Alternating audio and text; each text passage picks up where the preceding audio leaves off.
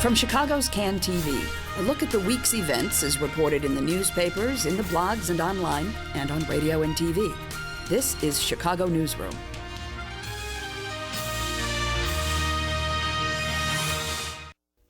And hello again. Once again, welcome to Chicago Newsroom here on Can TV, our weekly Yak Fest and careful analysis of the news of the week.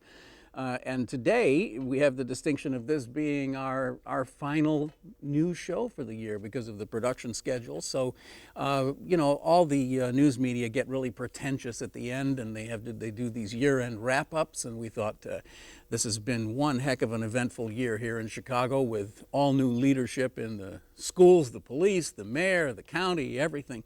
So we decided to bring some experts in to put all of this into perspective. And, well, we came up with these guys. So, it's for coolest spin.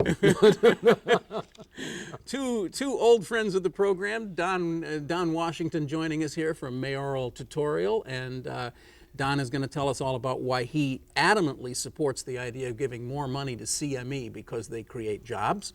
Okay. Justin Woo Woo Kaufmann joining us here today. Yeah, I thought this was Joe Weissman's show. Yeah. I thought this was Chicago Tonight. It is, but Joel couldn't make it today. Okay, so. Great. As long as and for the first time joining us today, Matt Farmer, a distinguished attorney and musician and blogger over there at HuffPo. Glad to have you with us. Ken, it's a pleasure. I want to congratulate you on the new studio here in Sheboygan, Wisconsin. I'm sorry you had to move the program across state lines. That you didn't get the tax breaks you were entitled well, to. here's what happened. we called up Governor Quinn and said, look, you know, if you don't give us $2.5 million, we're going to have to move Chicago Newsroom to Michigan. And they just sent us a Greyhound bus ticket, so I guess we're not going to be. So the thing, of course, that's most important that we all have to discuss in detail is the move of Playboy out of Chicago. That's apparently the story that got the most news coverage this week, from what I saw. And there were two things about it that particularly interested me. One was, again, poor old Mr. Hefner is a little bit out of touch and didn't get the idea that if he had hit up the governor for about $35 million, they could have saved those jobs and kept them here in Chicago. But the really curious thing that I saw as I'm leafing through the story, kind of half-heartedly reading it, is that in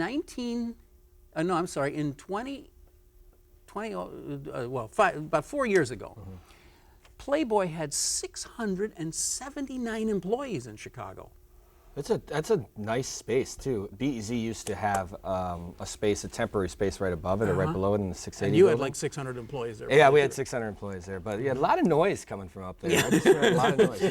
But they had a nice space. It was they were sort of the foundation of that building, and a lot of people coming through. This was 2005. But they're publishing a magazine. I mean, I don't think the Tribune has 679 employees putting out a newspaper every day. Who was running that place? Todd Stroger? I mean, it's kind of talk about bloated. They had for years they've tried to sort of build an internet presence that was much more than just naked pictures. I mean, they've tried to they tried a paywall for a while. They tried to bring in some talent to do top 10 pizza places, and they tried to push it to be sort of like a place that's going to compete with media. And it seemed like every 6 months or 8 months they changed the strategy on that. Oh yeah. And that's part of it. They never really got. And then finally, I think it was just not too long ago, in the last couple of years, they said, we're going to just do naked pictures. Yeah.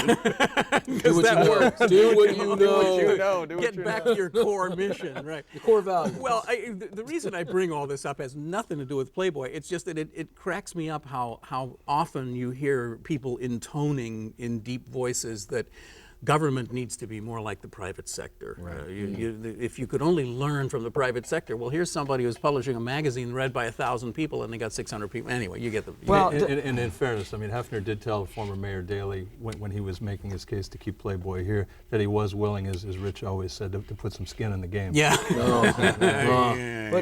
It's going to be that kind of show. But the thing about Playboy, and I know that there's deep traditional ties to the city of Chicago, but that's like the one magazine you're like, yeah, it's probably good in L.A.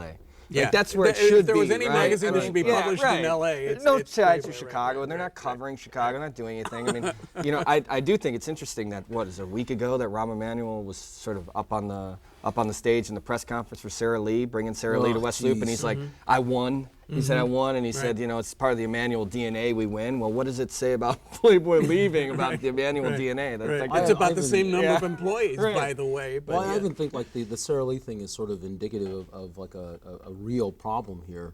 Really, Sarah Lee, they're coming here because they're going to be in a TIF, so they're not going to pay the taxes they need to pay to support themselves, and then we're going to give them some more money to build something out that they're supposed to build out from their own profits. So basically, they're just transferring the tax burden further on to ordinary people, and they're just sucking up the largesse from us. And let's not forget that when they made their move to Downers Grove, I believe in 2005, or located out there, the jobs are now moving to Chicago, they did so after receiving, I believe, $5.4 million in state funds. State funding, when they were, we were bidding against Ohio and I believe one other state. So, which of course brings us to Sears and CME, and I don't know how many Searsites are working out there in Hoffman Estates, but I mean I guess my attitude about that has just kind of been a kind of a final sigh, and just say, look, if you guys want to go to Orlando or something, go ahead. But that's the thing, they don't want to go to Orlando.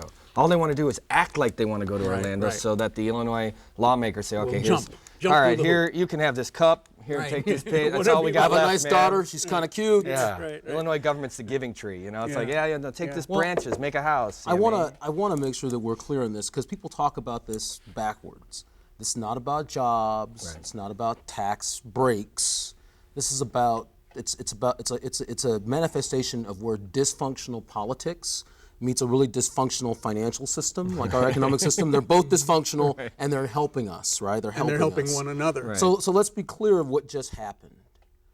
A company worth almost $1 billion in profit that has a profit margin of 30%, 30% profit margin. You're not talking about Sears. I'm talking about CME. Yeah, okay. Because Sears is the crippled, ugly child that lives in the corner we just walk by. So this agency, right? They just got us, everyone in my voice, to give them hard cash, right? So that they can sit here, right, and basically prey on us. Because what does CME Group do? What do they do? Y'all know what they do? What did they do, Don? Well, they'd be the largest trader of derivatives. That's what they do. Yeah, right. So they don't make anything. They don't produce anything. They speculate. They speculate. and this is something to understand, the reason why they're paying 6% taxes, or the corporate taxes, is because 2/3 of the corporations here in the state don't pay taxes at all. Right. So basically what we're looking at here is a transfer of the tax burden off of corporations on the people. And somebody's got to pay that. Because someone's got to pay it. And here's like the worst part about it. While they're here with us, right, they have the capacity to get our political system to not pay for social services, to not pay for education, but instead to look out for their best interests, which are counter to our whole economy's best interest. Just let that settle on you. You know what? Now I'm frustrated. Now I've lost. Can I flip this table? I'll flip this table. Flip this table. And this all, of course, happened down in Springfield at the time of the MF Global bankruptcy. We should talk about that. And CME, as I understand it, is at this point guaranteeing somewhere over $500 million as the entity that clears these trades, because there are a lot of folks who... I don't want to be like, I get all that, but like the Illinois lawmakers have to make a move to keep CME. Why? Well, because that's what I'm saying. Like, I mean, in your sort of, what you just said, that's they're all in each other's pocket. But the point is, like, to the public, what is their argument? Their argument being that jobs, is it saying, hey man, if we lose this company, if we lose CME, the Chicago Mercantile Institute from Chicago, am I not going to get reelected because the public perception is that I lost jobs and therefore I'm out? I mean, what is the driving force for the Illinois lawmakers to make that call? I think of this as ninja dust. It's like they throw something in your eyes, you go, I can't see it, and then they do something to you. They steal all the money, right? So they quickly sign a tax exempt form. They throw that stuff, and they're like, So the ninja dust here is absolute nonsense.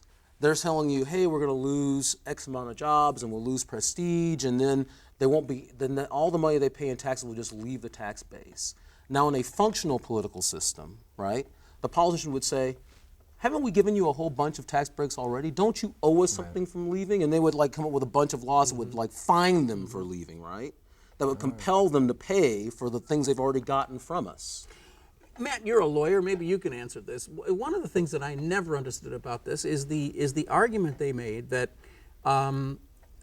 they pay a lot of tax to Illinois because so many of their transactions are outside of Illinois, and so therefore they shouldn't be taxed on that. And I hear the guys over at Caterpillar who sell almost all of their products in Asia saying, "Wow, I like that argument because then we're next. We're going to make that argument too."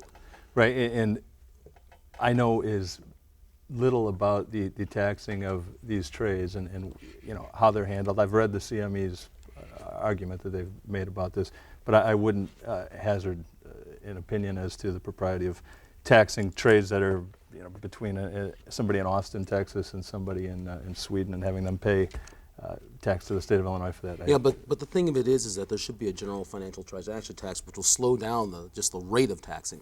I don't want to get like too terribly wonky. I want to walk away from too much wonky. but let's just be clear on, really on what they're actually saying when they say that.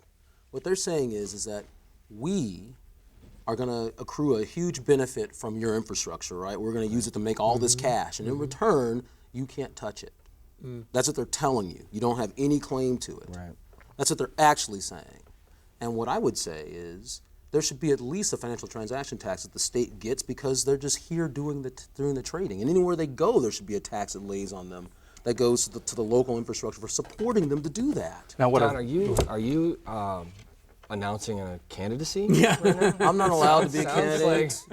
I'm not allowed to be because of the felony record. Exactly. What I've not heard yet with respect to CME is whether they are going to take the TIF money that you may recall Mayor Daley promised them a couple of years ago when they were threatening to move a couple of years ago. Which I think they haven't even used yet, if I'm not mistaken. No, they used $15 million of it already. I don't believe they ever signed. I think they were keeping their powder dry because they knew they were negotiating down in Springfield, and it would not have been good form to take the mayor's gift, while they were fighting for something much bigger. But that money was approved, and whether they're going to take that from the locals remains to be seen. They did use $15 million of TIF money to refurbish, this is for real, their restrooms.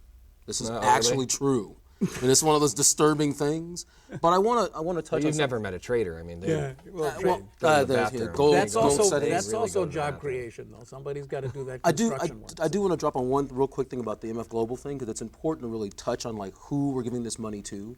Since we're not paying for schools or children or people who have mental disabilities, that kind of thing, and we're giving the money to these great job creators, what are they doing? So let's be clear, the MF Global thing, you may remember the Arthur Anderson accounting scandal, right? And Arthur Anderson was supposed to be keeping track of the books for Enron, and they screwed it up. CME, whenever John Corzine goes, well, I was looking at the books and they said it was fine, he's looking at the books that CME keeps. CME's supposed to keep a daily record of what's going on over there. And if it goes wrong, CME and their partners in this commodity exchange piece who are like Merrill Lynch, it's a murderer's row of like irresponsible financial entities, Goldman Sachs, et cetera. They're supposed to guarantee that you won't lose any cash if you have like an open position or if you have a futures trading position. They're supposed to guarantee you. That's the whole reason why futures work. So what are they doing instead? They're not paying. They froze everything. So now MF Global, right, the bankrupt entity of MF Global, CME is supposed to have like $8 billion to $100 billion supposed to use to automatically make you whole. Instead, they're not doing anything. And they're talking about only bailing out the speculators and not bailing out the guys that have like normal futures positions at MF Global. So CME is self-regulating. So they're involved in all that. Yeah. They're like the reason why it's happening. Wow. And I mean, I don't think it's interesting because I don't know if the normal Chicago resident, even the Illinois resident, understands CME's position in the sort of financial. I don't think even sophisticated, complex, right? very involved, plugged-in people really understand what goes on down there in the South Well, End. it's easy to sort of demonize Wall Street because it takes on they make movies about that stuff, but they're never making the CME movie. Right. That's right. Shia LaBeouf was not. I did not see him in CME too. Right. Corruption never sleeps. So this leads us into this entire kind of intermixed cesspool of TIF money, and the somehow or other it connects us to charter schools, and there are lots of ways that those things all interconnect. But I have to say that Matt, you've done some very good stuff over there on HuffPo, where you've written some pieces about particular schools. And one of the things that is most interesting to me, because I think the thing that we talk about the most on this show is not reality, but the public relations perception of reality, because that's kind of, I kind of came out of that field and was in the news media for a long time. And I find it fascinating how easy it is to dupe the Chicago news media with a good, well-placed press conference. Sure. I worked in the mayor's press office for a while. I've been on both sides of this monster. And, you put up a really nice thing with some very nice banners, and you have lots of people sitting there, all kinds of community people who are there to celebrate this wonderful thing that's happened. You put all the news media in their little chairs. You give the camera riser so they don't have anything to do except walk in and plug in, and they're ready to roll, right? Thank you. And then you just feed this message, and and you do it at 11 o'clock so that, you got that noon newscast you're bumping up against. Noon, 4, 5, 6, 6:30, So 10. there's immense pressure to get that story out, and here's this story that's it's just completely done for you. It's practically packaged and polished, and you can get that story out. It is amazing what you can accomplish. Tell us about Collins High School. This is an old story that you wrote about. Sure, I wrote this story in mid-June. I woke up Sunday morning and was watching some local news coverage and reading the papers, and I saw a reporter on Channel 7 gushing about the mayor's appearance the day before on a Saturday at Collins Academy. This is Mayor Emanuel. Correct, who new on the job, but celebrating the graduating class of Collins Academy as one of the turnaround successes in Chicago. And 100% of the students had graduated and were accepted to college. The anchor man on Channel 7 called Collins Academy one of, quote, Chicago's exceptional public schools, which I knew wasn't the case because I've been following this stuff for a long time. And so I went down quickly. Or maybe you just lived in Chicago. Correct. So I quickly, in 20 minutes of digging on my computer through Illinois State Board of Education reports, CPS reports, I pieced together the guts of my mid-June piece for Huffington Post on Collins, which showed a couple of things. One, Collins was closed by Arnie Duncan and Company in 2006. Reason was poor test scores and declining enrollment. It was handed over to the current mayor's friends and old mayor's friends at AUSL, which is in charge of a lot of the turnaround schools. Academy of Urban School. Correct. And we can tie this to the exchanges. Mr. Vitale, who used to run AUSL, I believe, is the former head of the CBOT and now the head of the Chicago Board of Education, and had done a previous stint at the Board of Ed back in the early part of the decade. But when Mr. Duncan closed Collins in 2006, at that time, 17.9% of the student population was meeting or exceeding Illinois' reading standards.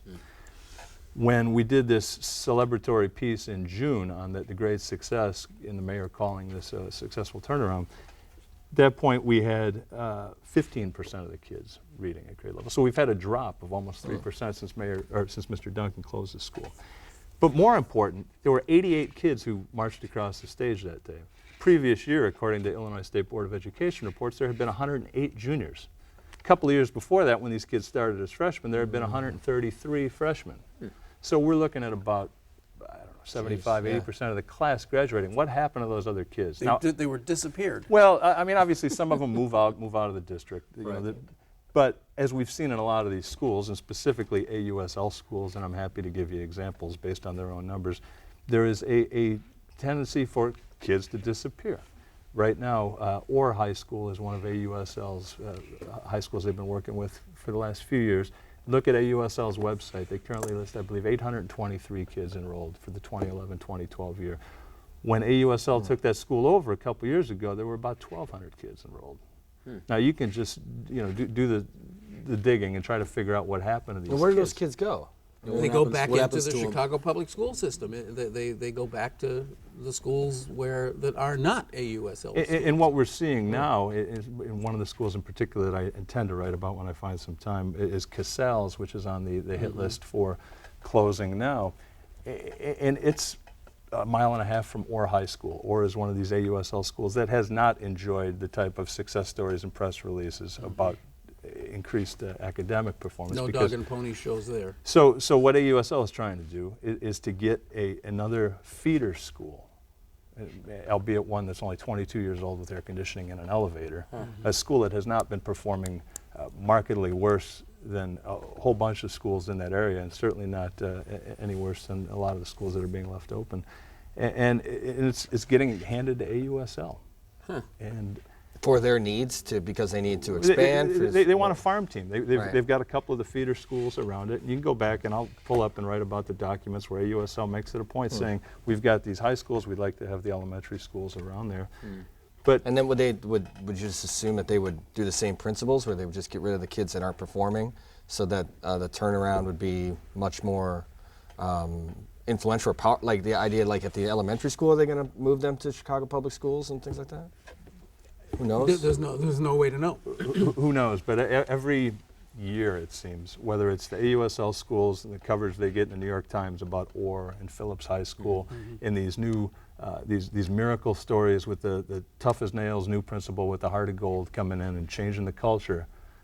You read about this, you read about it in the Tribune with the non-AUSL turnaround schools such as Marshall. This same narrative, where these folks are placing these reporters in saying, hey, we're going to give you wonderful access here. And the stories you read are gushing, fawning accounts. And nobody follows up and said, well, hey, that wonderful principal you placed in Phillips a year and a half ago, where is he now? He's gone. He disappeared. This was the guy you said was a visionary. Right. And of course, as we know, Justin, you guys had a good story on your station this morning about yesterday's board meeting. Yeah, it was I mean, contentious. Yeah. Mayhem, I think it was called. But you know, Mic check. Mic check. But despite the fact that Occupy Chicago, basically did some occupying, the fact is that they went into the back room and they still voted to put in 12 new charter schools. Sure. So that was not a surprise to anybody who knows the makeup of the board. One of the problems I think from a media standpoint is, a lot of this media at a certain point is now sort of dominated by analytics about eyeballs from the region coming to watch this stuff, and that's where people are putting resources. Chicago Public Schools in that story has been such a story that almost follows a recyclable storyline. Right. Like for years, new person, we're going to change some stuff, we're going to make a charter school. New person, we're going to change clothes, turn around. And I think that if you don't have a dog in the race, if you're a suburban reader, if you don't have children, you're not a part of it, besides the fact that maybe your property taxes are going to this, it's something easy to gloss over. And so the follow-ups aren't something that a newspaper is going to produce because nobody's really putting eyeballs on it. What's also fascinating is the man who's currently charged with this task of deciding which schools stay open or closed, Oliver Sikat. I believe he's 31 or 32 years old. Yeah. So when Mr. Vallis, under Mayor Daley, started this process back in about 1997, Mr. Sikat was 16, 17 years old, living in California. And it was my lawyer training now. I think it was Holmes who said, a page of history is worth the volume of logic. And so every time we get these new folks coming in, it's almost as if this is a blank slate. We're not quite sure what happened 5 or 10 years ago. And so we can't really be accountable for what Mr. Duncan and company One did. of the curses of being a little bit older is that you see these things happen 3, 4, 5 times, and it's like, oh no, we've been here before. I have a question, Matt. When you talk about, because people don't understand charter schools, magnet schools, for a lot of people it's like, hoodoo magic, who knows what the hell it is kind of thing. Is it possible, when you look at AUSL and their model, that what they're really doing, or what's really happening is that we're seeing the Mayor Emanuel is actually helping open new markets for these guys to come in and, for lack of a better word, financialize or marketize education, commoditize it the way that you do everything else, and that's going to create a top, a bottom, and just real losers. I mean, is that what's happening? Are they opening markets for themselves? Well, the AUSL schools are different than the charter schools. AUSL will tell you we employ Chicago Public School union teachers and trained principals. The charters, it's a different beast, and they hire who they want. They pay them less. As a result, a lot of those teachers leave.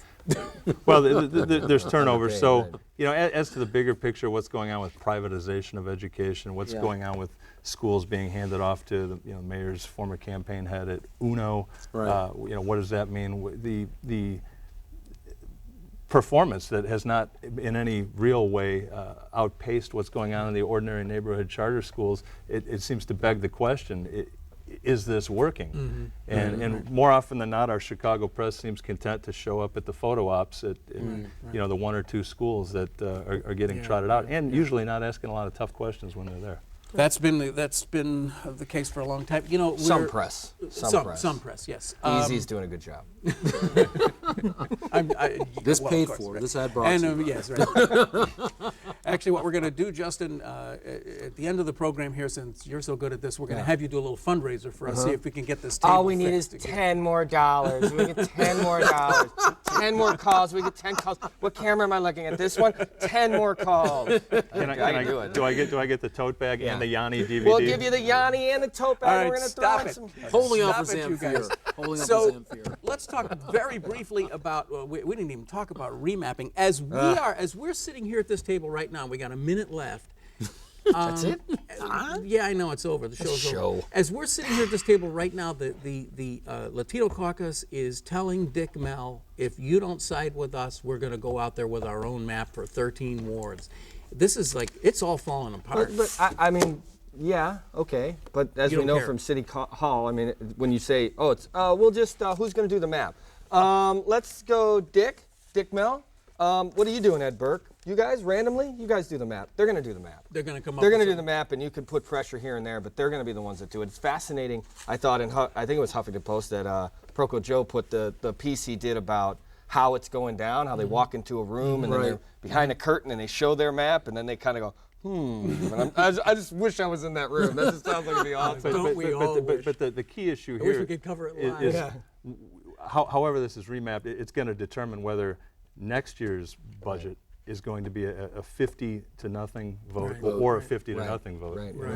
Yeah, it's important to realize that this is more stuff that's designed to make us go, huh? I gotta say, it really doesn't matter. I talked to a couple aldermen. They're saying that it's drastic. I mean, they're saying that it's going to be like neighborhoods are completely shifted. Moved People from- who used to be in one area of the city are now representing an entirely different area. So it's like they're really sort of reworking this. Well, and Cindy Canary got appointed to the. We don't have time for this, but Cindy Canary got appointed to that ethics thing, and she's saying she wants to bring up the 25 wards thing again. So that'll be interesting. Well, God, I hope they don't do that. Jesus, we have 25 wards that poor people will never be heard from again in Chicago. It'll become Manhattan. Like they're heard from now. Exactly. It's already bad. It could get worse. I'm getting this, Wrap which it up. means Hey. in television Ken. parlance, that means Wrap it up. we're like running way over. It's time to go. Well, that's it for 2011 for us. I don't know if we helped put anything in perspective for you here or not, but we tried. We did our best, right? So as all year long, you have been watching Chicago Newsroom. It's a community service of CAN TV, and we want to thank Justin Kaufmann. Thank you. We want to thank Don Washington for being here today, and of course, Matt Farmer joining us for the first time. It's been wonderful having you guys, have you all back again some other time. You can find this and all these other programs here on cable, but you can also see this and other programs on cantv.blip.tv. And you can check us out on iTunes. You can subscribe, get the audio podcast, kind of compete with radio. I'm Ken Davis. Thanks for joining us. We'll see you again in 2012.